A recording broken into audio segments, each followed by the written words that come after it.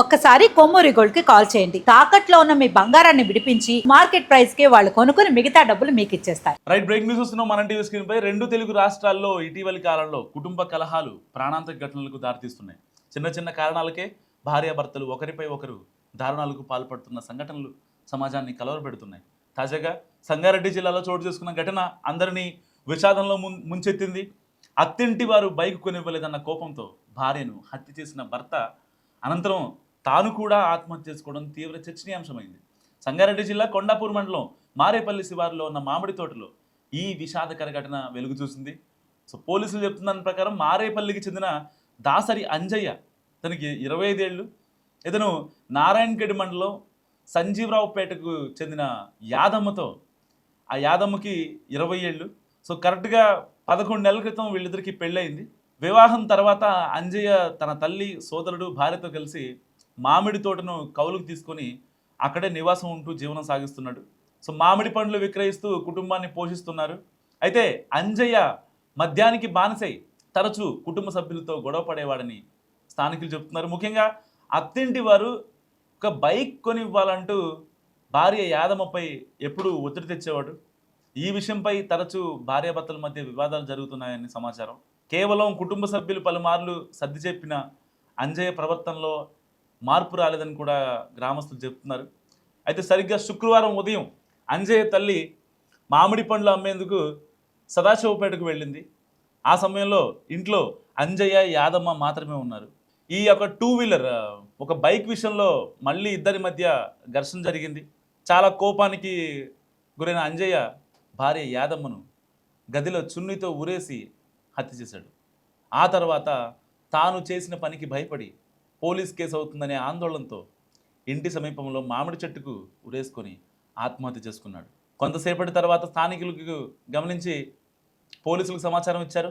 వెంటనే సంఘటనా స్థలానికి చేరుకున్న కొండాపూర్ సిఐ సుమన్ కుమార్, ఎస్ఐ సోమేశ్వరి పరిస్థితిని పరిశీలించారు. అనంతరం డిఎస్పీ సత్తయ్య గౌడ్ కూడా ఘటనా స్థలాన్ని సందర్శించి కుటుంబ సభ్యులను పరామర్శించారు.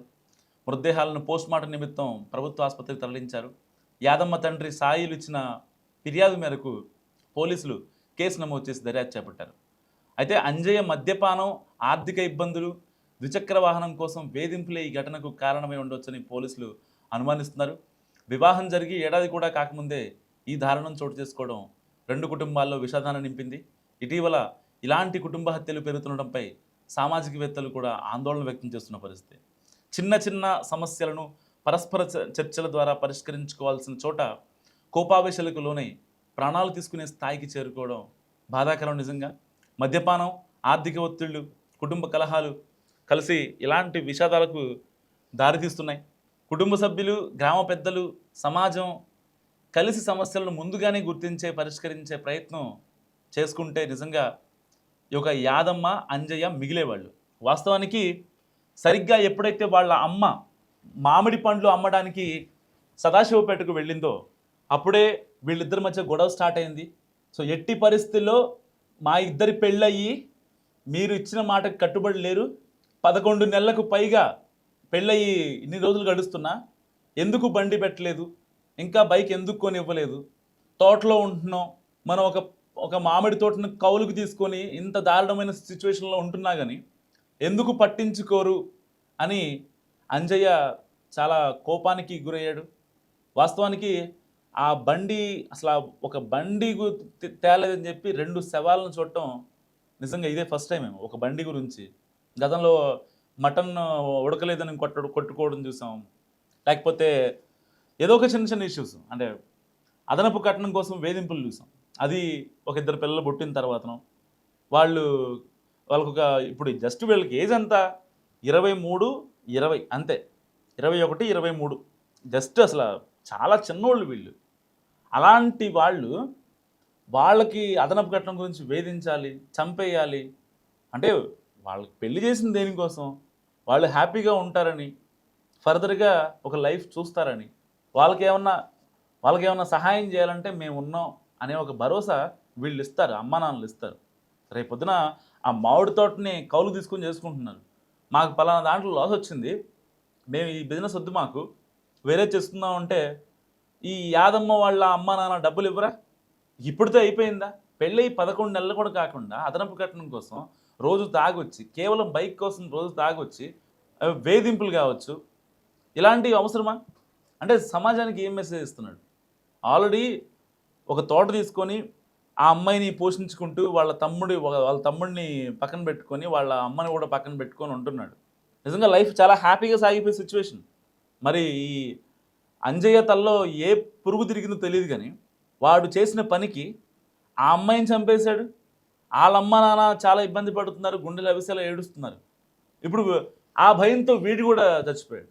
అంటే అక్కడ అంత భయం ఉన్నోడు ఎందుకు చంపాలి? ఎందుకు దీన్ని క్రియేట్ చేసుకోవాలి ఇలాంటి సిచ్యువేషన్ని? ఒక బైక్ లేదనే కారణంతో ఆ అమ్మాయిని వేధించి చిత్రహింసలు పెట్టి అంత ఇబ్బంది పెట్టాల్సిన అవసరం ఏముంది? అవును, వీళ్ళకి ఆర్థిక ఒత్తిళ్ళు ఉన్నాయి, వీళ్ళు డబ్బులు లేక చాలా ఇబ్బంది పడుతున్నారు. ఒకవేళ నిజంగా ఆ బండి కొనిచ్చే డబ్బులతో ఆ బండి కొనిచ్చిన వీడు చేసేది ఏంటి? తప్ప తాగడం, లేదంటే ఆ బండిని ఎక్కడన్నా ఎవరి దగ్గర పెట్టేయడం, ఆ డబ్బులతో మళ్ళీ తాగడం, ఇలాంటివే కదా చేసేది.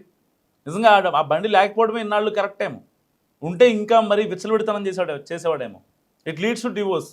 సో ఏముంది, ఒకసారి ఆ అమ్మాయి మైండ్లో ఇక వీడు మాట వినడు, వీడు మనకు సెట్ కాడు అనుకుంటే ఏ ఆడపిల్లైనా ఏం చేస్తుంది? ఎన్నాళ్ళు భరిస్తుంది? నాకు వయసు ఉంది, నేను వేరే పెళ్లి చేసుకోగలను, చేసుకుంటా, లేకపోతే మా అమ్మోళ్ళ దగ్గర ఉంటా అనే ఆలోచన కనుక ఆ అమ్మాయికి వస్తే వీడి పరిస్థితి ఏంటి? ఈ లైఫ్ లాంగ్ వీడు మందు దాక్కుండా ఉండటమే కదా. సో వీడి సంగతి తెలిసే నిజంగా ఆ అమ్మాయి ఆ యాదమ్మ వాళ్ళ తల్లిదండ్రులు బైక్ కొనివ్వలేదేమో. సో ఇలాంటి సిచ్యువేషన్స్లో నిజంగా మనం అర్థం చేసుకోవాల్సింది ఏంటంటే, పెద్దవాళ్ళు వద్దు అన్నారంటే దానికి ఒక రీజన్ ఉంటుంది, లేకపోతే వాళ్ళు లేట్ చేశారు అంటే దానికి ఒక రీజన్ ఉంటుంది. అంతే తప్ప కేవలం వాళ్ళు ఆ టైంకి నాకు బండి ఇవ్వలేదనో, అదనపు కట్నం ఇవ్వలేదనో, లేకపోతే నన్ను సరిగా చూసుకోలేదనో, ఇంటికి వెళ్తే మటన్తో అన్నం పెట్టలేదనో, ఇలాంటి వాటి వల్ల ఎవరు ఇప్పుడు ప్రాణాలు కోల్పోయింది ఎవరు? అల్టిమేట్గా ఆ అమ్మాయిని చంపేశాడు. ఆ అమ్మాయిని చంపేసి తాను కూడా చెట్టు కూరేసుకుని చనిపోయాడు. మరి అంత భయం ఉన్నప్పుడు నిజంగా సరే వాళ్ళని అడగొచ్చు కదా నార్మల్గా. ఈ అమ్మాయితో ఫోన్ చేయించి, మరి ఎప్పుడో పెడతా అన్నారు కదా బండి, ఎందుకు పెట్టలేదని చెప్పి ఈ అమ్మాయితో ఫోన్ చేయించి సరిపోయేది. ఆ అమ్మాయిని ఇబ్బంది పెట్టి ఇప్పుడు నువ్వు చచ్చిపోయి, అంటే కొంచెమైనా ఆలోచన విధానం అనేది మనుషులకు మారాలి. అందుకని ఒక ఏజ్ వచ్చిన తర్వాత మాత్రమే పెద్దవాళ్ళు పెళ్ళిళ్ళు చేస్తారు. వీళ్ళు ఏం చేస్తారంటే, ఉన్నది ఒకటే కొడుకు కదా, ఉన్నది ఒకటే కూతురు కదా, ఇలాంటి వాళ్ళకి పెళ్లి చేస్తే అన్న మారుతారు అని చెప్పి చాలామంది తల్లిదండ్రులు చేస్తున్న మిస్టేక్. వాళ్ళు ప్రాపర్గా చదువుకోరు. ఒక 10th క్లాసో ఒక ఇంటరో వాళ్ళు చదువుకోరు.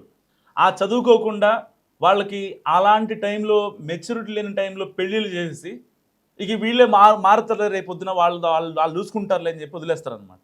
అలాంటి వాటి వల్లే ఇవాళ బ్లండర్ మిస్టేక్స్. చంపాడు, చచ్చిపోయాడు.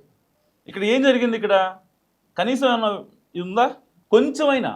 కొంచెమైనా ఆలోచించారా వీళ్ళ తల్లిదండ్రులు? ఈ జంట హత్య గురించి మీరేమనుకుంటారు? మస్ట్ కామెంట్ చేయండి.